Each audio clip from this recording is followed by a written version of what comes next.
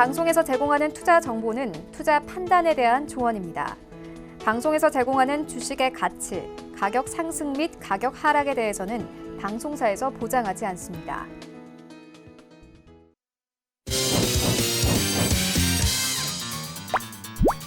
네, 오늘의 주요 헤드라인 소식입니다. 로이터 통신에 따르면 트럼프 대통령은 요하니스 루마니아 대통령과의 공동 기자회견에서 급여세 인하에 대해 오랫동안 생각해왔고 자본소득세 인하에도 관심이 있다며 현재 백악관이 다양한 감세 정책을 검토 중이라고 설명했습니다. 다만 감세 조치를 하든 하지 않든 경기 침체 때문은 아니다라며 지금은 불안과는 거리가 멀다고 강조했습니다. 홍남기 경제부총리 겸 기획재정부 장관은 오늘 있었던 혁신 성장 전략 회의에서 2020년 D&A와 빅3 분야에 총 4조 7천억 원의 대규모 재정을 투자해 혁신 성장을 확산하고 가속화할 것이라고 말했습니다. D&A는 데이터와 5G, AI를 뜻하고 빅3는 시스템 반도체와 바이오 헬스, 미래차를 의미하는 용어로 모두 신사업으로 꼽히는 가운데 일본 수출 제한 등 대대외 리스크에 따른 대응 방침으로 풀이됩니다. 관세청에 따르면 이달 20일까지의 수출은 249억 달러로 1년 전 같은 기간보다 13.3% 줄어든 것으로 집계됐습니다. 이 같은 추세라면 8월 월간 수출도 감소할 것으로 보이는 가운데 9개월 연속 마이너스를 기록할 전망입니다.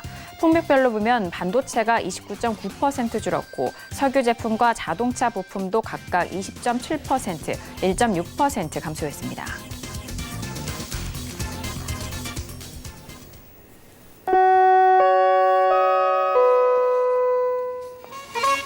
네, 안녕하세요. 평택전문 정석투자 김은혜입니다. 코스피 지수가 3거래일 연속 상승세를 이어갔습니다. 오늘은 개인의 매수세가 지수 상승을 견인한 상황인데요. 장중 하락과 상승을 반복하면서 장 후반에는 상승세를 이어갔습니다. 결국엔 1960선에 안착하는 모습을 보였는데요. 간밤 뉴욕 증시는 다시 국채금리가 하락하면서 경기 침체에 대한 우려감 속에서 3대 지수 모두 하락으로 마무리가 됐습니다. 더불어 오늘 밤 발표될 7월의 FOMC 의사 공개와 그리고 23일 날 예정된 잭슨 홀 미팅에서 금리에 대한 발언을 대기하고 있는 상황인데요. 오늘 우리 시장은 이 영향 속에서 하락 출발이 됐습니다만 장중에 중국의 위안화가 평가 절상하면서 원달러 환율도 다시 하락하는 가운데 시장의 호재로 작용한 모습을 보여줬습니다. 환율의 영향을 많이 받는 만큼 오늘은 주요국 대비해서 우리 증시 홀로 상승세를 보인 상황인데요. 하지만 앞으로의 이슈 속에서 상승폭은 제한된 상황입니다.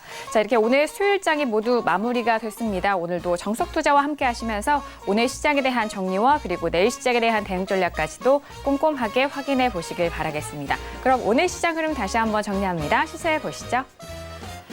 네, 오늘 코스피 지수는 전일 대비 0.22% 상승한 1964.65에 장을 마쳤습니다. 수급상 확인하시죠. 개인과 기관의 동반 순매수, 반면 외국인 홀로 순매도 이어갑니다. 코스피 시가총액 상위 종목 확인하시죠. 어제장에는 전기전자 업종이 상승세를 이끌었는데요. 오늘은 좀 엇갈린 흐름입니다. 삼성전자는 강보합권에서 44,500원에, 하지만 SK하이닉스는 약보합권으로 돌아서면서 75,800원에 장을 마쳤습니다. 계속해서 코스피 시가총액 상위 종목 확인하시죠. LG화학은 1% 넘는 상승으로 32만 8천 원에 장을 마쳤고요. 셀트리온도 역시나 1% 가까운 상승 속에서 15만 6,500원에 장을 마쳤습니다. 오늘 코스닥 지수는 전일 대비 1.47% 상승한 615.96에 장을 마쳤습니다. 수급상 확인하시죠. 기관 홀로 순매수, 반면 개인과 외국인의 동반 순매도 이어갑니다. 코스닥 시가총액 상위 종목 확인하시죠. 셀트리온 헬스케어를 비롯한 헬릭스미스, 펄어비스까지 모두 상승 흐름 이어가는데요. 셀트리온 헬스케어는 1.44% 오른 42,300원에, 헬릭스미스도 2% 넘는 상승으로 18만 7,800원에 장을 마쳤습니다. 계속해서 코스닥 시가총액 상위 종목 확인합니다. 휴젤 홀로 2% 넘는 하락세로 38만 4천 원에 장을 마쳤고요. SK머티리얼즈도 1% 넘는 탄력으로 18만 2,100원에 오늘장 마무리가 됐습니다. 네, 본격적으로 수요일장 정석투자 시작합니다. 오늘은요, 봉추 선생님과 함께합니다. 봉추 선생님 안녕하세요. 네, 안녕하세요. 네, 반갑습니다. 자, 전일 뉴욕 증시 같은 경우에는 다시 상승세를 멈추고 하락세로 좀 이어가서 오늘 우리 증시 장 초반만 해도 걱정이 많았을 거라고 생각을 합니다. 하지만 위안화 평가 절상에 대한 이런 깜짝 호재로 오늘 우리 증시가 상해종합지수 대비 그리고 니케이 지수 대비해서도 상승 흐름을 보였던 것 같은데요. 오늘 우리 시장 어떻게 보셨을까요? 네, 오늘 한국 시장은 상당히 강했다 그렇게 볼 수가 있을 것 같은데요. 역시 그 앞에서도 언급을 하셨지만은 오늘 시장에 대한 불안감이 있었을 거예요. 아마 좀 조정을 받지 않을까 그렇게 생각을 했을 겁니다. 저 역시도 수치상의 차이는 있겠지만 조정 가능성이 높다 그렇게 봤습니다. 조금이라도 조정을 받는 그런 흐름이 나올 것 같았는데요. 왜냐하면 어제 미국 시장이 좋지 못했었죠. 어쨌든 그런 여러 가지 그 흐름을 봤을 때 그리고 최근에 3거래일 연속 상승하는 반등하는 흐름을 보였지 않습니까? 어쨌든 저점에서 좀 반등을 하는 그런 흐름이었는데요. 그런 흐름 속에서 좀 조정받을 가능성이 높았는데 생각했던 것보다 훨씬 강했던 그런 흐름이 나왔습니다. 여러 가지 원인들이 있을 겁니다. 그런데 그런 것들이 전반적으로 어우러져서 흐름이 나온 그런 상태고요. 전반적인 흐름 자체가 매우 좋았어요. 생각했던 것보다 상당히 강했던 그런 흐름이 아닌가 생각을 합니다. 지금 우리가 이제 생각할 건 단기적으로 이 반등이 나오는 흐름이 과연 어디까지 갈 것인가 그런 부분이 상당히 중요해질 것 같은데요. 아무래도 향후에 여러 가지 상황들을 더 지켜봐야 할 것 같습니다. 여전히 불안한 면도 있고요. 그리고 또 기대하는 그런 면들도 있겠죠. 지금 기술적으로는 기대감을 조금 가질 수 있는 그런 흐름이다 그렇게 볼 수가 있겠고요. 또 여러 가지 시장을 둘러싼 환경 자체는 그렇게 우호적이지는 않다 그렇게 보고 있습니다. 그래서 이런 것들이 단기적으로 어떤 부분에서 더 부각이 되는지 그런 부분에 따라서 시장의 흐름이 나올 가능성이 상당히 높지 않을까 생각을 합니다. 어쨌든 오늘까지 반등이 나오면서 시장에 대한 기대감을 조금 갖게 했는데요. 오늘 장은 전반적으로 흐름이 좋았고요. 그리고 잘 버틴 그런 흐름이 아닌가 그렇게 결론을 내릴 수가 있을 것 같습니다. 네, 오늘 수요일장에 대한 전반적인 이야기를 들어봤습니다. 오늘은 봉주 선생님과 함께 1시간 동안 이어가 볼 텐데요. 첫 번째 코너로 바로 들어가 볼게요. 오늘의 첫 번째 코너는 시황 분석론이 기다리고 있습니다. 오늘 양시장에 대한 시황 점검도 도와드리고요. 그리고 수요일장 안에서 관심 있게 살펴보신 관심 종목까지도 만나볼 수 있는 시간입니다. 자, 앞서서 전반적인 시장에 대한 총평을 들어봤는데 오늘 같은 경우에는 코스피 지수는 개인의 수급상으로도 계속해서 좀 이어가면서 상승으로 마무리가 됐고 코스닥은 계속적인 탄력성을 보여줬었던 오늘 시작이었습니다. 그렇다면 양 시장에 대해서 시황 점검 먼저 도와드리도록 하겠습니다. 자, 봉주 선생님 양 시장에 대해서 시황 점검 먼저 도와주실까요? 네, 먼저 등락 결과를 말씀드리겠습니다. 코스피 같은 경우에는 하락 출발 후에 상승 양봉 마감했습니다. 그래서 흐름이 좋았어요. 하락 출발하기는 했지만은 결국은 상승을 했죠. 반등하면서 상승 양봉 마감을 했고요. 그리고 4일 연속 양봉이 나왔습니다. 상당히 강한 흐름이고요. 4일 연속 양봉이 나왔다는 건 의미가 있는 것이죠. 왜냐하면은 장중에 시가보다 결국은 장 마감했을 때 수치가 높다는 것이죠. 장중에 강하게 반등이 나왔다는 겁니다. 최근 양봉이 4일 연속 나왔지만은 첫째 날 같은 경우에는 하락 마감하긴 했지만 그래도 양봉으로 마감을 했거든요. 그런 것들은 반등에 대한 어떤 의지가 있다 그렇게 볼 수가 있겠는데요. 오늘까지 반등을 하면서 4일 연속 양봉이 나왔어요. 기술적인 흐름상으로는 상당히 좋다 그렇게 볼 수가 있겠고요. 1950선이 지지가 됐다는 게 포인트라고 볼 수가 있을 것 같습니다. 지금은 1950선에서 얼마나 지지를 해주는지 이런 부분도 의미가 있다고 볼 수가 있거든요. 여기에서 계속 버티다 보면 추가 반등에 대한 기대감도 가질 수 있고요. 현실적으로 지금 실제로 반등이 나오고 있지 않습니까? 그런 부분들이 조금 더 이어질 가능성이 있다는 것이죠. 어쨌든 흐름 자체가 상당히 양호했던 그런 흐름입니다. 그리고 전반적으로 흐름이 좋았어요. 그렇기 때문에 오늘 시장은 특별히 나무랄 데 없는 그런 흐름이었고요. 그리고 앞에서도 언급을 했었지만은 기대했던 것, 생각했던 것보다 강한 흐름이 나온 그런 장이 아닌가 생각을 합니다. 자, 코스닥 같은 경우에는 오늘 역시 하락 출발했고요. 그리고 상승 양봉 마감했습니다. 상당히 강한 흐름이었었죠. 이틀 연속 급등이 나왔어요. 어제도 급등했고요. 오늘도 양봉을 기록하면서 급등을 했습니다. 이틀 연속 좋은 흐름을 보였고요. 그리고 최근의 흐름을 보면은 코스피에 비해서 상당히 강하다 그렇게 볼 수가 있겠는데요. 현저히 강하다 그렇게 표현을 할 수 있을 것 같습니다. 코스피는 최근에 저점에서부터 3.8% 정도 상승했습니다. 그래서 반등이라고 볼 수가 있는 그 정도 흐름이거든요. 그런데 코스닥 같은 경우에는 13.8% 거의 14% 가까이 상승했어요. 강한 탄력을 보이는 그런 중입니다. 이런 것들은 전반적인 어떤 흐름 자체가 좋아졌다 그렇게 볼 수가 있겠는데요. 코스닥은 이 코스피가 반등하는 흐름을 타서 조금 더 강한 흐름을 보이고 있어요. 코스닥이 아무래도 낙폭이 더 컸었기 때문에 이런 강한 탄력을 보일 수도 있다 그렇게 볼 수가 있겠는데요. 그렇다고 하더라도 강한 모습은 뭐 맞다 그렇게 볼 수가 있겠고요. 어쨌든 코스피에 비해서 현재의 강한 흐름, 코스피가 버텨주기만 한다고 하면은 조금 더 이어질 가능성이 높기 때문에 그런 부분들은 잘 이용을 하시면 될 것 같습니다. 등락의 원인을 보면은 코스피 같은 경우에는 역시 해외 증시 그리고 장중의 수급, 대형주의 흐름 그리고 여기에 하나 더 덧붙인다고 하면은 환율 뭐 이 정도까지 볼 수가 있을 것 같습니다. 그리고 코스닥은 역시 수급 그리고 제약업종 이렇게 볼 수가 있을 것 같은데요. 코스닥은 오늘 기관이 매수를 해주면서 흐름이 괜찮았습니다. 전반적으로 최근에 뭐 수급적인 흐름이나 이런 것들이 아주 특출나다 그렇게 보기는 어려운데요. 그럼에도 불구하고 강해요. 그런 것들이 코스닥이 현재 강하다 그렇게 말할 수 있는 그런 부분이고요. 오늘은 특히 제약업종이 강했습니다. 제약업종은 코스닥 내에서 시가총액 1위를 차지하는 그런 업종이라고 말씀드렸었죠. 시가총액 비중이 상당히 큽니다. 그러다 보니까 제약업종이 강하면은 결국은 코스닥은 강할 수밖에 없겠죠. 그래서 오늘 상승의 주요한 원인 중에 하나다 그렇게 볼 수가 있겠고요. 코스피는 어제 해외 증시의 영향을 받았죠.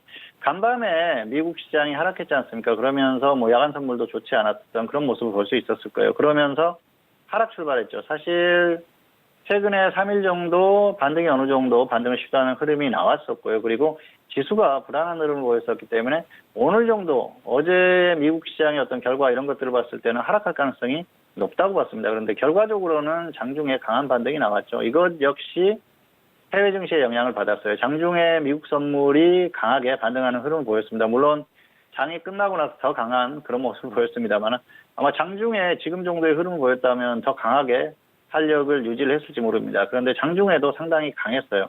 0.3% 정도 이상 반등이 나왔었기 때문에 충분히 시장이 다시 반등할 수 있는 여건을 만들어줬다는 것이죠. 그런 것들이 초반에 어떤 흐름을 만들었던 그런 상황이에요. 그리고 장중의 흐름을 보면은 역시 수급적인 부분에서 조금 어려움을 겪었습니다. 특히 선물 쪽에서 외국인들의 매도세, 장중에 매도하는 그런 흐름에 따라서 지수가 조정을 받는 그런 흐름을 보였었고요. 그리고 또 수급이 좋지 않았었죠. 외국인이나 기관이 매도를 했지 않습니까? 오늘 수급만 놓고 봤을 때는 지수가 하락하는 게 맞습니다. 그런데 지수는 반등했어요. 맞지 않다는 것이죠. 이런 것들은 현재 어떤 시장의 분위기다 그렇게 볼 수가 있을 것 같은데요. 뭐냐 하면은 지금은 어떤 하락에 대한 그런 반응보다는 상승에 대한 그런 수급적인 반응이 더 강하다는 것이죠. 그래서 수급적인 흐름이 약간 좋지 않더라도 조금 더 반등을 유지하려는 그런 흐름이 강한 것이죠. 그런 것들이 오늘 시장의 흐름에 나타났다 그렇게 보시면 될 것 같아요. 장중에 그런 흐름들이 어우러져서 뭐 흐름이 나온 그런 상태고요. 그리고 대형주의 어떤 추세에 따라서 코스피 지수는 그대로 움직였다고 보시면 될 것 같습니다. 특히 삼성전자가 반등하고 또 조정을 받는 그런 흐름에 따라서 지수가 그대로 움직인 흐름을 보였었고요. 최근에 어떤 특징이라고 하면은 삼성전자나 전기전자의 흐름과 좀 다르게 대형주들이 좋다는 것이죠. 그래서 뭐 그런 것들이 지수의 어떤 단기 반등세를 만들었다 그렇게 볼 수가 있겠습니다. 전반적인 흐름에 있어서는 여전히 대형주가 전기전자보다는 약해요. 그렇지만 단기적으로는 조금 더 괜찮은 모습을 보이고 있기 때문에 그런 것들이 시장의 흐름을 만든 그런 상태입니다. 그리고 오늘 환율도 흐름이 좋았죠. 오늘 원달러가 장중에 1,200원을 이탈을 했다가 결국은 다시 회복을 했는데요. 아마 1,200원을 이탈해서 계속 쭉 내려갔으면은 시장이 조금 더 탄력을 받을 수 있지 않았을까 생각을 합니다. 뭐 그렇다고 하더라도 일봉상으로 하루 정도 좀 조정을 받는 그런 흐름이 나왔었기 때문에 환율도 오늘 도와줬다 그렇게 볼 수가 있겠죠. 어쨌든 이런 것들이 복합적으로 어우러져서 시장의 흐름이 만들어진 그런 상태가 아닌가 생각을 합니다. 어쨌든 단기적으로는 뭐 흐름 자체는 크게 나무랄 데 없는 그런 흐름이라고 볼 수가 있겠습니다. 자, 오늘 특이사항을 본다면 역시 코스피는 통신업종의 강세를 들 수가 있겠는데요. 전기전자는 약했죠. 전기전자는 삼성전자가 조금 반등했음에도 불구하고 전반적으로 약했어요. 전기전자가 약하고 통신업종, 지수방어 업종의 어떤 그 흐름을 보이는 통신업종이 강했다는 건 시장이 그만큼 흐름이 좋지 못하다 그렇게 볼 수가 있겠는데요. 오늘은 그럼에도 불구하고 지수가 반등했어요. 그래서 어떤 그 정상적인 메커니즘의 그런 흐름과는 조금 약간 괴리감이 있었던 하루가 아닌가 생각을 하고요. 물론 최근에 분위기가 좋기 때문에 이런 흐름이 얼마든지 나올 수 있습니다. 그래서 특별히 뭐 이게 잘못됐다 그런 부분이 아니고 오늘은 약간 우리가 알던 그런 흐름과는 조금 다른 흐름이 나왔다 그렇게 보시면 될 것 같아요. 자, 그리고 코스닥 같은 경우에는 역시 제약업종이 상승률 1위 업종이라는 게 특징이라고 볼 수가 있을 것 같습니다. 오늘 코스닥이 전반적으로 업종들의 흐름이 좋았는데요. 그중에서도 제약업종이 상승률 1위였어요. 거의 3% 가까이 상승했는데요. 최근에 제약업종이 워낙 낙폭이 강했습니다. 그러다 보니까 좀 탄력이 강하게 나오는 그런 흐름이기도 하고요. 억울하죠. 사실 제약업종이 추세적인 흐름 자체는 완전히 무너졌어요. 그런데 낙폭이 워낙 과하다 보니까 반등이 나올 때 조금 힘을 내는 그런 정도의 흐름입니다. 그래서 지금 뭐 큰 의미를 부여하기는 어렵고요.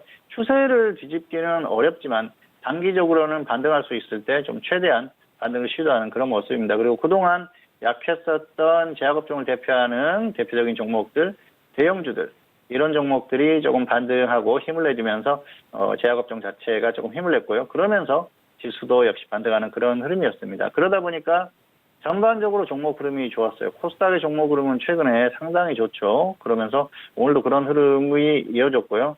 그래서 뭐 개인 투자자들에게는 만족할 만한 그런 흐름이 아니었나 생각을 합니다.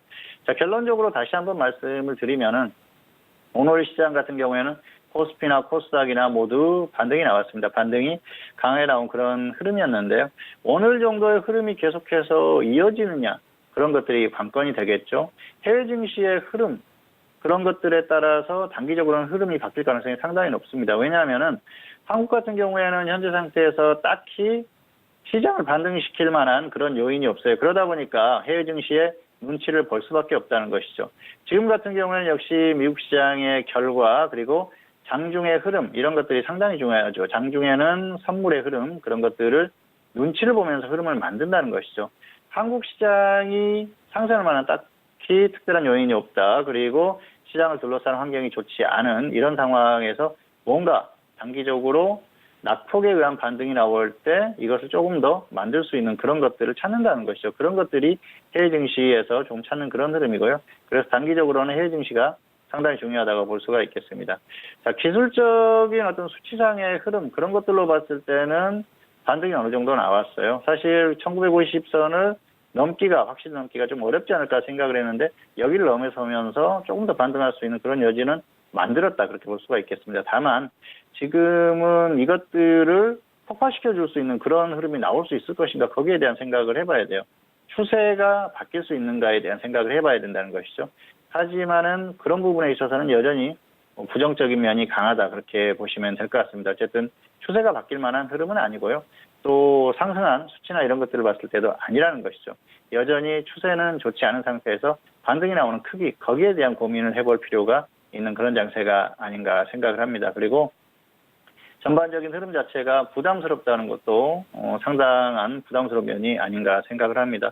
뭐 해외 증시 자체에도 부담스러운 부분이 있죠. 미국 시장 같은 경우에도 한계에 왔지 않습니까? 그래서 지금 고점에서 계속 움직이고 있는데 단기적으로 호재가 조금 나오면 조금 더 반등하고 그렇지 않았을 때는 조정을 받고 그런 것들이 반복이 되고 있는 것이죠. 한국 시장 같은 경우에는 완전히 무너지는 흐름에서 가까스로 반등을 했을 때 조금 더 버티려고 있는 그런 정도의 흐름 그렇게 보고 있습니다. 그리고 코스닥의 단기 이 강한 반등세도 시장의 분위기가 이렇기 때문에 이렇게 단기에 강하게 반등이 나오는 게 아닌가 생각을 합니다. 추세적으로 가는 시장이라고 하면은 이렇게 급하게 올릴 필요가 없어요. 천천히 물량을 확보하고 천천히 상승시키면 됩니다. 그런데 지금은 그럴 만한 여유가 없는 것이죠. 그래서 단기적으로 반등할 수 있을 때 강하게 조금 더 반등을 시키는 그런 흐름이라고 보시면 될 것 같습니다. 전반적인 흐름에 있어서는 역시 그렇게 보는 게 맞을 것 같고요. 역시 추세적으로는 아직까지는 좀 어려운 면이 있다. 그렇게 보시면 될 것 같습니다. 화면 잠깐 보시겠습니다. 네, 코스피 지수인데요. 오늘 보시면은 역시 설명을 드렸지만은 4일 연속 양봉이 나왔어요. 최근에 코스피 지수를 보면은 쭉 하락했었죠. 뭐 작년부터 보면은 추세는 무너지는 그런 흐름이었고요. 자, 최근에 중요한 관건이 뭐였냐면은 작년 10월, 11월 12월이었었죠. 1월이었었죠. 이때 저점을 이탈하느냐. 그게 관건이었는데 결국은 이탈했지 않습니까? 그렇다고 하면은 추세는 어느 정도 확인이 됐다. 그렇게 볼 수가 있을 것 같고요. 단기적으로 낙폭이 강했죠. 뭐 2100선을 넘어갔다가 1900까지 깨졌었기 때문에 어느 정도 흐름이 무너졌다. 그렇게 볼 수가 있겠습니다. 그리고 그동안 늘 언급을 했지만은 이 100단위가 상당히 중요하다는 말씀을 드렸었고요. 중요한 의미가 있다는 말씀을 드렸는데 1900선이 일단은 깨졌다는 건 상당한 의미가 있죠. 1900이 깨지지 않았다고 하면은 단기적으로 흐름이 조금 더 강하게 나올 수 있는 그런 상태도 충분히 가능하다고 봅니다. 그런데 여기가 무너졌다는 건 상징적인 어떤 의미가 있고요. 여기까지 밀렸던 어떤 힘, 그런 것들이 시장에 여전히 존재한다는 것이죠. 계속해서 하락을 시킬 만한 그런 것들이 여전히 존재한다. 그렇게 보시면 맞을 것 같습니다. 자, 그런데 단기적으로는 조금 이제 반등이 어느 정도 의미는 있다고 봅니다. 1950선을 확실히 넘어가느냐, 그 부분에 대해서 말씀을 드렸었죠. 자, 1950선을 넘어갔을 때도 직전 종가상의 저점보다 낮게 마감을 했다. 그게 의미가 있다 말씀을 드렸는데요. 결국은 다시 저점 기록하고 반등이 나왔지 않습니까? 어쨌든 이틀 연속 1950선을 지지해줬다는 건 의미가 있고요. 여기서는 조금 더 반등을 시도할 수 있겠죠. 그래서 뭐 다른 루트로 말씀을 드렸었던 부분입니다만은 최대한 반등을 하면은 사실 뭐 1985선 정도까지는 가능하지 않을까 단기적으로 그렇게 생각을 하고 있는데요. 어느 정도 충분히 가능하다고 봅니다. 지금 수치에서 별로 멀지가 않아요. 그래서 조금 더 반등하는 정도는 우리가 충분히 예상해 볼 수 있다. 그렇게 볼 수가 있겠는데요. 다만 중요한 건 여기에서 강하게 치고 올라가느냐 그런 부분이죠. 그런데 현재까지는 녹록치가 않아요. 여러 가지 상황에서 좋지 않다는 것이죠. 첫 번째 부분이 바로 해외 증시라고 볼 수가 있겠는데요. 단기적으로 반등이 조금 나와주면서 한국이 반등할 수 있는 그런 흐름을 만들고는 있습니다만은 반등이 더 이상 강하게 나오지 않고 있어요. 최근에 지수가 하락했을 때 원인이 뭐였습니까?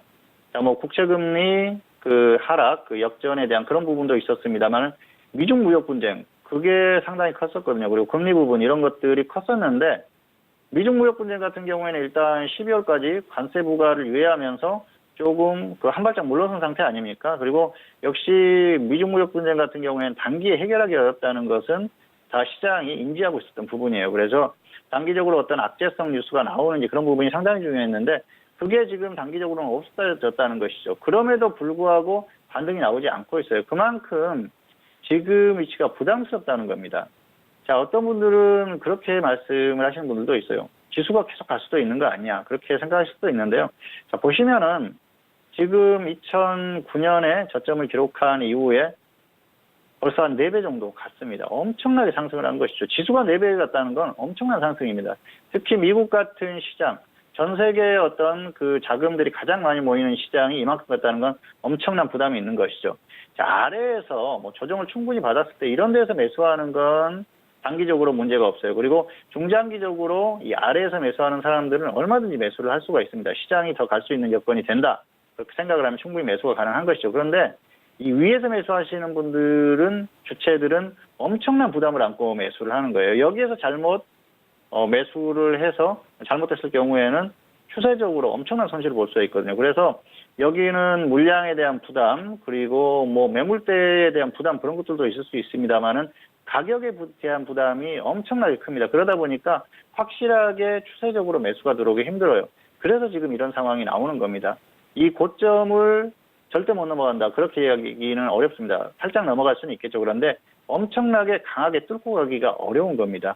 이 매물대를 전부 뚫는다는 것도 어려운 것이고요. 여기에서 엄청나게 매수를 해서 지수를 그만큼 끌어올릴 만한 엄청난 자금의 투입도 어렵다는 것이죠. 그렇기 때문에 미국 시장도 어느 정도 좀 어려운 구간에 왔다. 그렇게 볼 수가 있을 것 같습니다.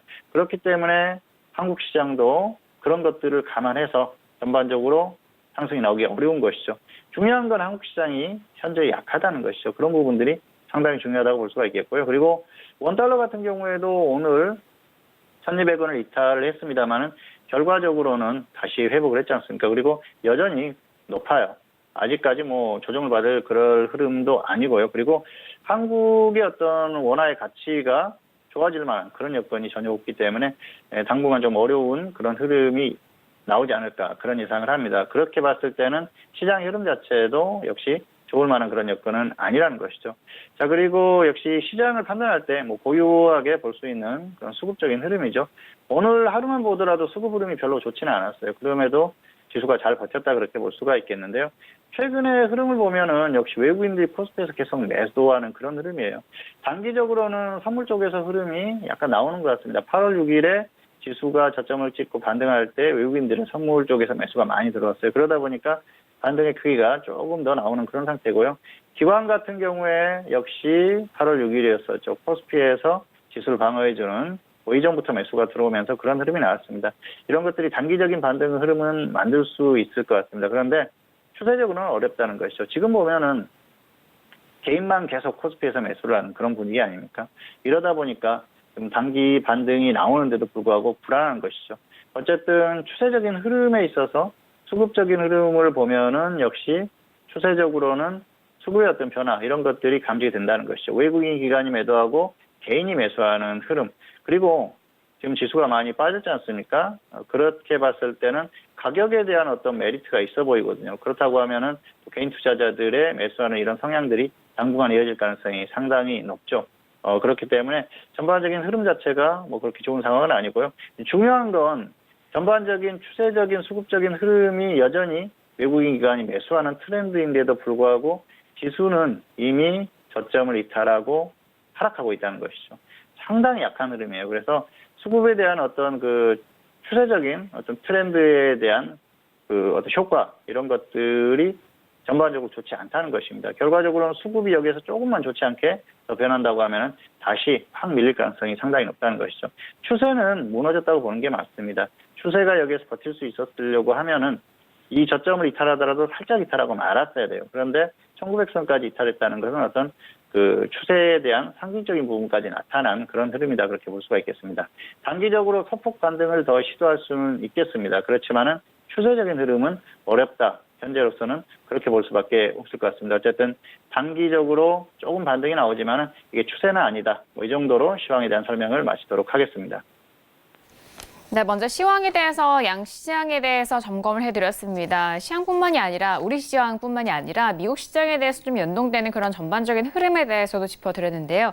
특이사항 다시 한번 짚어드리면은 코스피 시장에서는 해외 증시와 그리고 장증 수급 흐름, 대형주의 흐름의 영향을 받으면서 오늘 지수에 대한 상승세를 이어갔습니다. 그리고 코스닥 시장에서는 수급과 역시 제약업종의 영향을 많이 받았는데요. 오늘 앞서서 일단 시가를 종가를 보셨다시피 일단 오늘 제약업종에 대한 상승세가 좀 눈에 띈 시장이었습니다. 자, 이렇게 양 시장에 대해서 시황 점검 먼저 도와드렸고요. 자, 그렇다면 수요일장 안에서 관심 있게 보신 관심 종목도 만나보도록 하겠습니다. 오늘도 두 가지 종목인데요. 대림산업과 메디톡스를 꼽아주셨는데 대림산업 같은 경우에 오늘 3% 넘게 상승하면서 102,500원에 장을 마쳤고요. 그리고 메디톡스 같은 경우에는 6% 가깝게 올라오면서 378,000원에 장을 마친 상황입니다. 자, 봉주 선생님 두 가지 관심 종목에 대해서도 구체적인 분석 도와주실까요? 네, 먼저 대림산업 같은 경우에는 보유자는 홀딩후에 매도하시기 바라고요. 미보유자는 관망하시기 바라겠습니다. 자, 그리고 메디톡스 역시 보유자는 홀딩후에 매도, 미보유자는 관망하시기 바라겠습니다. 메디톡스도 최근에 낙폭이 과했다가 반등이 나오기 때문에 보유하신 분은 굳이 던질 필요 없을 것 같고요. 미보유자는 무리할 필요가 없습니다. 자, 대림산업 같은 경우에도 마찬가지죠. 단기적으로 낙폭이 과해요. 그래서 반등이 나오는 흐름이니까 조금 더 이 탄력을 이용해서 위에서 매도하든가 아니면 꺾이면은 그때는 손절 고민해보자 이렇게 말씀을 드리겠습니다. 어쨌든 매수가에 따라서 적절히 대응하시기 바라겠고요. 없는 분들은 무리할 필요가 없습니다. 대림산업은 최근에 다시 조금 반등이 나오는 그런 흐름입니다. 단기적으로 3일 정도 계속해서 반등이 나오는 흐름인데요. 낙폭이 좀 강했어요. 낙폭이 있다 보니까 반등이 나오는, 눌림목에서 반등이 나오는 그 정도 수준입니다. 기술적인 흐름을 봤을 때는. 흐름은 나쁘지 않다 그렇게 볼 수가 있겠는데요. 대림산업은 최근에 실적에 대한 어떤 기대감 그런 것들이 나오는 것 같습니다. 실적이 좋게 나왔어요. 그러면서 단기적으로 조금 반등이 나오고 있는데요. 실적이 계속해서 좋아질지에 대한 그런 것들에 대한 생각을 해볼 필요가 있겠죠. 이 건설주들이 최근까지 흐름이 좀 옥신각신하는 그런 흐름이었지 않습니까? 특히 작년 같은 경우에는 대북 테마주로 엄청나게 움직였어요. 마치 당장 통일자도 될 것 같은 그런 분위기라서 건설주들이 많이 움직였는데요. 북한의 인프라 구축 관련 이슈로 많이 움직였었죠. 그런데 사실 실제적으로 북한에서 뭔가 사업이 이루어지기는 어렵습니다. 토목이라든지 이런 쪽에서 사업이 이루어지면은 실제로 이 건설 업종에 있는 종목들이 수혜를 받을 수도 있겠죠. 그런데 사실 북한의 인프라를 구축한다고 하면은 순수하게 한국 기업들이 가서 뭔가 사업을 하기는 현재 상태에는 좀 어려운 면도 있죠. 뭐 중국이라든지 미국이라든지 이런 나라들이 오히려 더 빨리 진출을 하지 않겠습니까? 한국은 뭐 그 다음에 어떤 그런 부분이기 때문에 좀 어려운 그런 흐름이다 볼 수가 있겠고요. 그리고 사실상 현실적으로 북한과 흐름이 좋아져가지고 인프라를 구축해주고 그렇게 하기가 어려운 것이죠. 어마어마한 자금이 투입되기 때문에 정부에서 뭐 예산이 그렇게 충족되기도 어렵고요. 상당히 어려운 부분이다 그렇게 볼 수가 있겠습니다. 이 전반적인 사업에 대한 그런 방향이나 이런 것들은 좀 어려운 부분이라고 볼 수가 있겠고요. 그래서 북한과 연계된 어떤 그 사업적인 부분에 대한 테마적인 움직임에 대해서는 추세적으로는 좀 어려운 흐름이 아닌가 생각을 합니다. 물론 이슈가 나올 때마다 조금씩 움직임이 있을 거예요. 정상회담이나 이런 것들이 있을 때마다 테마주로서 움직이는 그 정도의 흐름은 가능하지만 그 이상의 흐름은 어렵다는 것이죠. 그리고 우리가 다 그런 부분들은 인식을 하는 부분 아닙니까? 당장에 뭔가 사업이 이루어지기도 어렵고요. 그리고 최근에 분위기가 안 좋지 않습니까? 북한에서 계속 뭐 미사일 발사를 하고 실험하고 분위기도 안 좋아지지 않습니까? 한미 연합훈련이 마감이 되면서 이제 또 분위기가 좋아지지 않을까 생각을 하는데요. 뭐 갑자기 또 정상회담이나 이런 것들이 있을 수 있겠죠. 그런데 그동안의 어떤 그 과정들을 보면은 잠깐 반짝 좋아 보이다가도 결국 좋지 않았다는 것이죠. 역시 그 북한과의 어떤 관계가 현실적으로 당장에 엄청나게 좋아지기는 좀 어렵다 그렇게 볼 수가 있겠습니다. 정부에서 아무리 노력을 해도 북한에서 화답을 하지 않으면 그만 아니겠습니까? 그리고 역시 북한도 뭐 최근에 미국과 대화를 더 추진하는 상황이기 때문에 그런 부분에 대한 부담감이 있다고 볼 수가 있겠고요. 이 건설주들이 좋지 않은 건 사실 건설주들은 약간 좀 그 정부의 어떤 흐름 이런 것들이 약간 모순됐다고 볼 수도 있겠는데요. 왜냐하면은 북한과 어떤 경협이나 이런 것들을 추진한다. 그러면서 건설주들에 대한 분위기를 좋게 만들어 놓고 또 뭐 분양가 상한제라든지 이런 것들로서 압박을 하지 않습니까? 분양가 상한제 같은 경우에는 결국은 이 건설주들에 대한 어떤 향후의 흐름에 대해서 압박을 가져올 수밖에 없거든요. 뭐 건설의 어떤 착공이라든지 이런 것들이 작아질 수밖에 없는 그런 부분 아니겠습니까? 그리고 뭐 기업 입장에서도 수익이 크게 나지 않으면은 굳이 무리해서 할 필요가 없습니다. 그런 부분들이 있기 때문에 역시 뭐 당분간 정부의 어떤 부동산 정책의 기조 이런 것들을 봤을 때는 건설주들이 특별히 강하게 갈 만한 그런 흐름은 아니다. 그래서 뭐 테마주로서 움직이는 그 정도 흐름 정도가 좀 가능하지 않을까 생각을 합니다.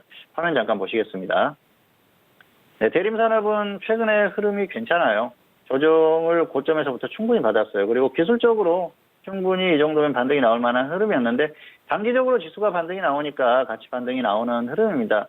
그렇다고 해서 뭐 건설주들이 폭발할 수 있는 그런 여건은 아니라는 말씀은 드렸고요. 작년 같은 경우에는 테마주로서 흐름이 많이 나왔어요. 테마주로서 움직임이 나오고 많이 나왔는데 사실 지수가 반등할 때 대림산업이 강하게 반등이 나왔습니다. 그래서 이 저점에서부터 이미 반등폭이 상당히 크거든요. 이 정도면은 상당히 큰 폭으로 반등했다고 볼 수가 있겠습니다. 대림산업이 가벼워 보이지만은 굉장히 시가총액도 크고요. 무거운 종목입니다. 이런 종목이 이 정도 반등이 나오면 충분한 반등이다. 지수의 반등과 함께 반등이 나왔고요. 지수가 어려움을 겪을 때 결국은 같이 조정을 받지 않습니까? 그래서 단기적으로 반등이 나오는 이 정도 흐름 정도면 충분하다 그렇게 볼 수가 있겠습니다. 장기적으로 봤을 때는 역시 크게 갈 만한 그런 흐름 정도는 아니죠. 과거의 어떤 이런 흐름 정도까지는 어렵다는 것이죠. 지수가 제대로 빠지고 제대로 가야 이런 흐름 정도가 가능해요. 그리고 뭐 부동산 쪽의 어떤 흐름이나 이런 것들도 전반적으로 좋아지면서 기업들의 실적도 좋아져야 되는데 그동안 건설 쪽에서 많은 어려움을 겪었었죠. 특히 해외 쪽에서 저가 수주나 이런 것들로 고생을 많이 했다가 최근에 흐름이 나아지는 그런 흐름 아닙니까? 이런 그 기업적인 개선세 이런 것들은 충분히 어느 정도 나타나고 있으니까 향후에 경기의 흐름이나 또 부동산의 흐름 또 지수의 어떤 흐름에 따라서 한 번 정도는 탄력을 보일 가능성이 있다고 생각을 합니다. 아주 강한 탄력을 한 번 정도 나올 수 있다고 생각을 하는데요. 당분간은 조금 어렵다 그렇게 보기 때문에 지금 나오는 반등도 단기로 보는 게 맞을 것 같습니다. 그리고 지금 보유하신 분들은 단기 탄력이 나오기 때문에 조금 더 끌고 가서 대응하셔도 될 것 같습니다. 뭐 조금 더 끌고 가셔도 될 만한 그런 흐름이고요. 다만 지수가 확 꺾이면서 꺾였을 때는 정리를 해야겠죠. 그리고 보유하지 않는 분들은 굳이 무리해서 접근할 필요가 없을 것 같아요. 왜냐하면은 이 흐름 자체가 지수의 흐름을 따라서 좀 꺾이는 흐름을 보이고 있기 때문에 그런 면에서는 불안감이 있기 때문에 무리하지는 마시기를 바라겠습니다. 네, 두 번째 종목은 메디톡스입니다. 메디톡스도 역시 보유하신 분들 조금 더 홀딩하자고 말씀을 드렸는데요.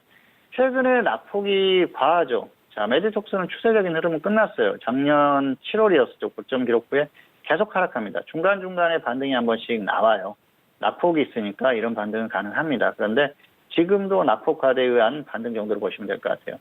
특히 최근에는 좋지 않은 이슈가 있었죠. 전 그 메디톡스의 직원이 어떤 그 보톡스에 대한 그 기술적인 그런 부분에 대해서 좀 좋지 않은 그런 그 발언을 하면서 어쨌든 그 기술력에 대해서 좀 의문이 가게 만드는 그런 상황이었습니다. 만약에 그런 부분에 대한 어떤 조사가 들어가서 실제로 그런 부분이 드러난다고 하면은 엄청난 악재가 되겠죠. 그래서 그런 부분들은 뭐 좋지 않은 부분인데요. 아직까지 뭐 그 정도 흐름은 아닙니다. 다만 이슈가 되는 것만으로도 주가에는 부담스러운 그런 흐름이라고 그렇게 볼 수가 있겠습니다. 중요한 건 바이오가 무너졌다는 것이죠. 제약업종이 무너지면서 같이 무너졌어요. 제약이 흐름이 끝났고요. 메디톡스의 어떤 추세적인 흐름도 끝났습니다. 그리고 메디톡스 같은 경우에는 적정주가, 평택촌놈 기술투과 적정주가가 10만 1,000원입니다. 여전히 고평가됐어요. 거의 뭐 4배 가까이 고평가가 돼 있기 때문에 무리할 필요가 없습니다. 고평가되어 있는 종목들 결국은 조정을 받는 것들 많이 보셨을 거예요. 바이오가 약간 고평가되어 있는 그런 경향은 있어요. 그렇다고 하더라도 가격적으로 부담이 있고 또 추세적으로 꺾인 종목, 거기에다가 뭔가 악재성 이슈가 있는 종목을 무리해서 접근할 필요가 없다는 것이죠. 그래서 현재 상태에서는 굳이 무리해서 접근할 필요가 없기 때문에 당분간은 관망을 하시는 게 좋을 것 같습니다. 그리고 보유하신 분들은 이렇게 단기에 반등이 나올 때 기회를 활용해서 조금 더 홀딩해서 위에서 매도를 하든가 다시 꺾이는 흐름이 나오면 그때는 정리를 하시기를 바라겠습니다. 네, 오늘 관심 종목 두 가지에 대해서 다시 한번 구체적인 분석을 해드렸습니다. 두 종목 모두 오늘은 상승세를 이어갔었던 상황인데 첫 번째 관심 종목은 대림산업이었습니다. 보유자는 홀딩한 이후에 매도에 대한 의견, 하지만 미보유자에 대한 부분은 관망에 대한 의견을 드렸습니다. 자, 그리고 두 번째 관심 종목은 메디톡스였는데요. 보유자는 조금 더 홀딩한 이후에 매도, 미보유자 역시 관망에 대한 의견 드린 만큼 두 가지 종목에 대해서 관심 있으신 분들은 다시 한번 꼼꼼하게 참고해 주시길 바라겠습니다. 자, 지금 시각은 10시 35분 지나가고 있고요. 오늘 수요일장에 뉴욕 증시가 개장이 된 지 이제 5분 정도의 시간이 지난 상황입니다. 자, 전일장 같은 경우에는 하락 출발이 된 이후 장 후반에도 하락으로 마감이 된 상황인데요. 오늘은 1% 가까운 상승 속에서 3대 지수 모두 상승 출발이 된 상황입니다. 자, 지금 뭐 개장 소식을 보니까요. 다우지수가 장중에 200포인트의 상승을 보이면서 시작이 됐고 그 이유는 타깃이라든지 로이 같은 이런 소매업체들의 강력한 분기 실적과 함께 좀 상승을 했다라는 속보가 들려오고 있습니다. 소매업체들의 이 강력한 실적이 일단 지수 상승을 좀 견인하고 있는 상황인 것 같은데요. 일단 소비에 대해서 좀 계속적으로 잘 이뤄지고 있다라는 그런 부분에서 분석이 이뤄지는 것 같습니다. 자, 그리고 이제 넘어가는 이제 날에는 또 FOMC 7월 의사록이 발표가 되어 있는데요. 지난번에 금리 인하를 단행했던 FOMC 페드 의장은 일단 좀 선제적으로 일단 금리 인하를 한번 했을 것이다라는 뭐 그런 분석으로 시장에 좀 실망감을 안겼는데 의사록 내용에서는 조금 더 비둘기적인 발언이 나올 것이냐를 두고 좀 집중이 되고 있는 상황이고요. 그리고 23일 날에 있을 잭슨홀 미팅에서도 어떠한 발언을 이어갈지에 대해서도 시장은 주목을 하고 있습니다. 그리고 트럼프 대통령이 EU와의 무역 관계에 대해서도 새로운 언급을 좀 내놨는데요. 유럽 연합과 거래하는 것이 좀 어렵다라는 코멘트와 함께 그들의 차에 세금을 부과하는 것뿐이고 그리고 원하는 것이 무엇이든지 줄 수 있기 때문에 미국이 모든 카드를 쥐고 있다. 유럽 연합과에 있어서도 무역 관계가 조금 더 새로운 국면을 열릴 것이다라는 그런 좀 예상되는 이야기를 하면서 무역 관계에 대한 부분을 언급했다라는 점까지 속보 내용까지 전달해드리도록 하겠습니다. 자, 이어서 선생님 질문 있을 시간으로 넘어가 보도록 할게요. 오늘도 다양한 질문들 많이 접수해 주셨고요. 첫 번째 질문부터 확인해 봅니다. 자, 오늘의 첫 번째 질문은 끝자리 3585님의 질문이고요. 캠트로스를 3,775원에 비중은 30% 질문 주셨습니다. 자, 오늘장의 캠트로스 종가 먼저 확인하시죠. 오늘 캠트로스 같은 경우에는 4% 가깝게 올라오면서 3,965원에 마무리가 됐습니다. 매수가 대비 현재 수익 구간이신데요. 어떻게 진단해 주실까요? 네, 학점은 A고요. 손절 마이너스 5%, 수익 플러스 20% 이렇게 보시기 바랍니다. 매수를 잘하셨어요. 눌림목에서 매수를 잘하셨고 가격적으로도 잘하셨습니다. 그래서 기계적으로 뭐 그 가격적으로만 잘 대응하시면 될 것 같습니다. 화면 보시겠습니다. 3,775원에 매수를 하셨는데요. 자, 이 정도에서 매수를 하신 거죠. 그래서 거의 뭐 최저점 매수를 하셨습니다. 이 정도면은 충분하고요. 최근의 흐름을 보면은 저점에서 계속 상승이 나왔죠. 고점 기록하고 조정을 받았고요. 그리고 최근에 반등이 나왔어요. 다시 조정을 받았는데 전저점 부분이기 때문에 이 정도는 매수를 충분히 해볼 만하다 생각을 합니다. 그리고 이게 역시 일본 수출 규제 관련주로 움직이기 때문에 탄력이 나오면은 강해요. 그때는 뭐 강한 탄력이면 20% 이상 좀 끌고 가보시고요. 그렇지 않았을 경우에는 20% 정도 뭐 적당히 수익 실현하자는 것이죠. 직전 같은 흐름이 나오면은 뭐 조정받는 반등에 따라 조정받는 흐름 나오면 20% 정도 적당히 수익 실현을 하는 게 맞다 그렇게 볼 수가 있겠습니다. 그리고 여기에서 더 밀려버리면은 그때는 조금 더 조정이 더 길어질 가능성이 있기 때문에 손절은 마이너스 5%로 짧게 대응을 하시기를 바라겠습니다. 네, 첫 번째 종목이었습니다. 캠트로스에 대한 진단이었는데요. 현재 수익을 보고 계시고 학점은 A 학점으로 확인이 됐습니다. 손절에 대해서는 마이너스 5% 그리고 수익에 대해서는 20% 이상에 대해서 말씀드렸으니까요. 참고해 주시길 바라겠습니다. 자, 이어서 다음 질문도 이어가 볼게요. 끝자리 3559님의 질문이고요. 화천기공을 42,700원에 비중은 20% 질문 주셨습니다. 오늘장의 화천기공 종가 먼저 확인하시죠.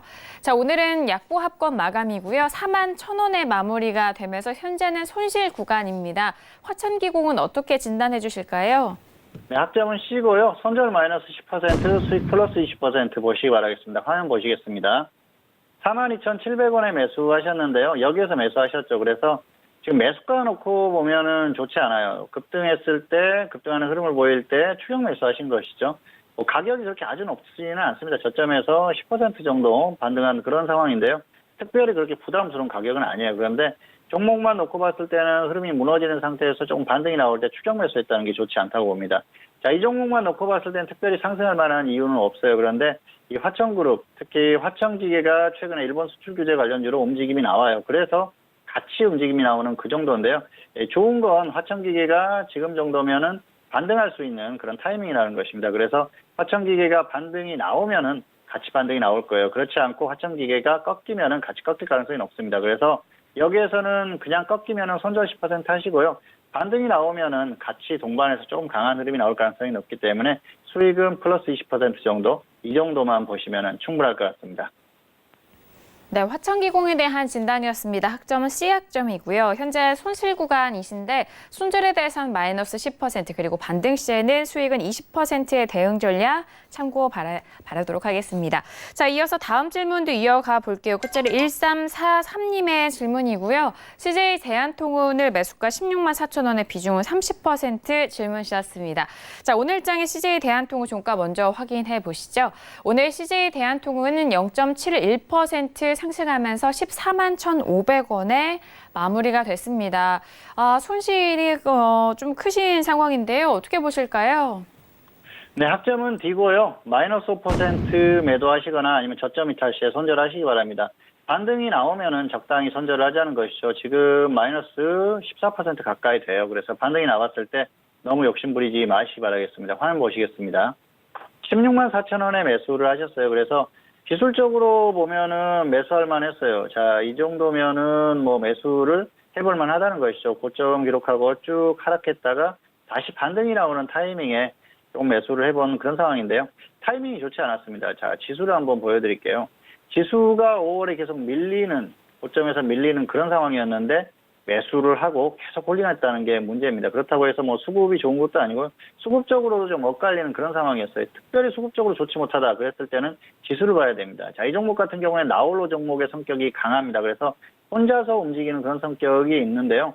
고점이 2016년이지 않습니까? 역시 지수하고 크게 상관없이 움직이는 그런 종목이라는 걸 느낄 수가 있을 것 같습니다. 그리고 작년부터의 주가의 흐름도 그렇죠. 하지만 중요한 게 뭐냐면은 지수가 좋지 않았을 때는 이렇게 우량주 성격이 있는 종목들은 밀린다는 것이죠. 최근 흐름이 그렇지 않습니까? 지수가 밀릴 때 더 밀리는 그런 상황을 보셨을 거예요. 어쨌든 지수의 흐름이 좋지 않기 때문에 강하게 반등하기 어렵다는 것이죠. 그리고 반등이 나오더라도 그게 방해를 받을 가능성이 상당히 높습니다. 여러 가지 상황을 감안했을 때는 특별히 좋아질 만한 게 없어요. 수급이 완벽히 좋거나 아니면은 주가가 정말 제대로 완전히 크게 다운되고 나서 다시 반등하는 그런 흐름이 나와야 되는데 그 정도 흐름은 아닙니다. 여러모로 지금 종목에 대한 부담감이 있는 것이죠. 수급도 애매하고요. 그리고 지수가 밀리기 때문에 반등이 강하게 나오지 못하는 그런 상황입니다. 어쨌든 지수가 밀리면은 더 밀릴 가능성이 높습니다. 그런 부분을 봤을 때는 역시 단기적으로 대응하고 당분간은 관망을 하시는 게 좋을 것 같습니다. 반등이 나오면 마이너스 5% 정도 적당히 손절을 해주시기 바라고요. 저점 이탈했을 때는 그때는 미련 갖지 마시고 정리 후에 관망하시기를 바라겠습니다. 네, CJ 대한통운에 대한 진단이었습니다. 학점은 D학점이고요. 반등 시에는 마이너스 5%에 대한 손절 가격 그리고 더욱더 하락 시에는 저점 이탈 시 손절에 대한 의견까지 전달해드리도록 하겠습니다. 자, 이어서 다음 질문도 만나보시죠. 다음 질문은 끝자리 3042님의 질문이고요. 현대공업을 3,140원에 비중은 45% 질문 주셨습니다. 자, 오늘장의 현대공업 종가 먼저 확인할게요. 자, 오늘 현대공업 같은 경우에는 약보합 마감이고요. 3,050원 마감이 되면서 현재는 손실 구간입니다. 봉추 선생님, 현대공업 어떻게 보실까요? 네, 학점은 C고요. 본전 매도 후에 재매수 하시거나 손절 마이너스 10% 하시기 바라겠습니다. 화면 보시겠습니다. 3,140원에 매수하셨는데요. 여기에서 매수하신 거예요. 그래서 따라잡았어요. 지금 가격이 별로 안 높아 보이죠? 저점에서 28% 반등한 자리입니다. 추격 매수예요. 고점 대비해서는 괜찮지만은 단기적으로 저점에서 반등했을 때 그냥 따라잡았기 때문에 추격 매수라고 볼 수가 있겠고요. 어쨌든 이 종목은 뭔가 확실한 이슈가 없어요. 상승할 만한 이유가 없습니다. 최근에 실적 이슈로 단기 반등 나왔는데 시간이 지나면 다시 꺾일 가능성이 높습니다. 그런 면을 봤을 때는 역시 계속 홀딩하는 것보다는 매도 후에 확실하게 저점을 확인하고 다시 접근하는 게 낫다는 것이죠. 어쨌든 뭔가 확실한 테마나 그런 것이 없는 종목이기 때문에 기술적인 흐름을 잘 활용을 하셔야 되는데요. 지금 같은 경우에는 가격이 부담스럽습니다. 그래서 본전 오면은 매도 후에 확실하게 조정 시에 접근에 대한 고민을 해보시고요. 아니면 계속 하락하면은 손절 10% 후에 그리고 향후의 흐름을 봐서 다시 한번 접근하시기를 바라겠습니다. 네, 현대공업에 대한 진단이었습니다. 학점은 C학점이고요. 반등 시 본전 매도 이후 재매수 또는 하락 시에는 손절 마이너스 10%에 대한 전략까지 참고해 주시길 바라겠습니다. 자, 오늘도 선생님 질문이 있어요 시간을 통해서 다양한 질문들에 대한 상담 도와드렸습니다. 말씀드린 내용에 대해서는 투자 판단에 대한 조언이고요. 해당 상품의 가치와 수익률을 보장하지 않는다는 점 다시 한번 유의해 주시길 바라겠습니다. 자, 앞서서 뉴욕 증시 3대 지수는 모두 상승 출발이 됐습니다. 3거래일째 연속 상승 이어가고 있는 우리 증시 내일장은 어떻게 전망하실지 궁금한데요. 봉초 선생님, 내일 목요일장에 대한 전망 어떻게 보실까요? 네, 일단 현재 상태가 유지된다고 봤을 때는 추가 반등 시도가 가능하다고 생각을 합니다. 미국 시장이 여기에서 뭐 장중에 엄청나게 꺾이지만 않으면은 그럴 가능성이 높다고 봐요. 사실 그 미국 시장이 상승하는 면도 있습니다만은 최근 한국 시장의 분위기가 그래요. 그래서 조금만 해외 증시가 좀 버텨주는 흐름 정도가 나오면 반등 시도는 가능하다는 것이죠. 다만 단기적으로 어느 정도 미리 선반영된 그런 면들이 있어요. 시장의 반등에 대한 기대감 그런 것들이 반영된 상태이기 때문에 가격적으로 아주 강하게 크게 반등하기는 어렵습니다. 가격적으로 봤을 때는 역시 어느 정도 한계 구간에 왔다 말씀을 드렸는데요. 앞에서도 언급을 했지만은 뭐 최대로 반등한다고 하면은 역시 정상적이라면 1985 정도, 그 정도까지는 가능하다고 봅니다. 그래서 그 이상 간다고 하면은 그때는 분위기가 약간 달라질 수가 있어요. 단기적으로 또 상황을 지켜봐야 되는 흐름이기 때문에 그때는 다시 판단을 해야겠지만 현재 상태로는 그렇습니다.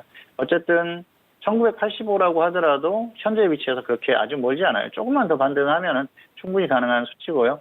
그 정도가 한계라고 보기 때문에 어느 정도 가격적으로는 한계 구간에 온 그런 상태다 그렇게 볼 수가 있겠습니다. 그래서 지금 같은 경우에는 너무 큰 기대를 하기에는 어려운 면이 있다 그렇게 볼 수가 있겠습니다. 어쨌든 지금 같은 경우에는 수치상의 어떤 위치 그런 것들이 상당히 중요하다고 볼 수가 있겠는데요.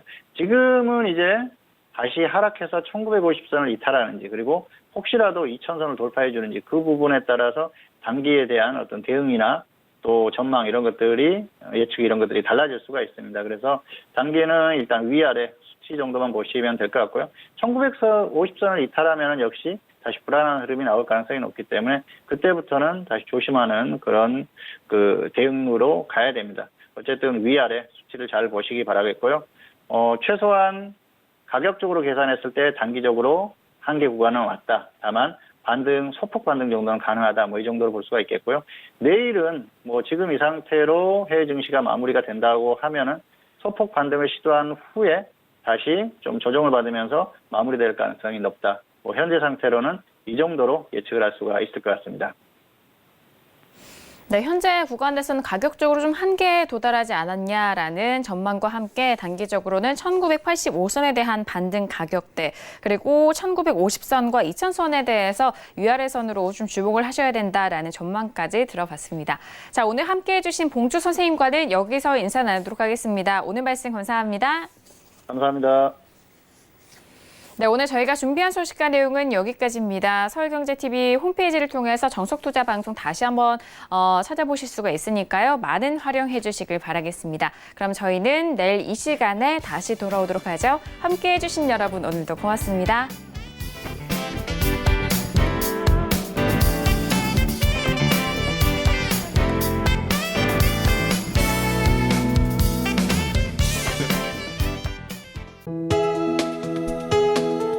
본 방송에서 제공하는 투자 정보는 투자 판단에 대한 조언입니다. 방송에서 제공하는 주식의 가치, 가격 상승 및 가격 하락에 대해서는 방송사에서 보장하지 않습니다.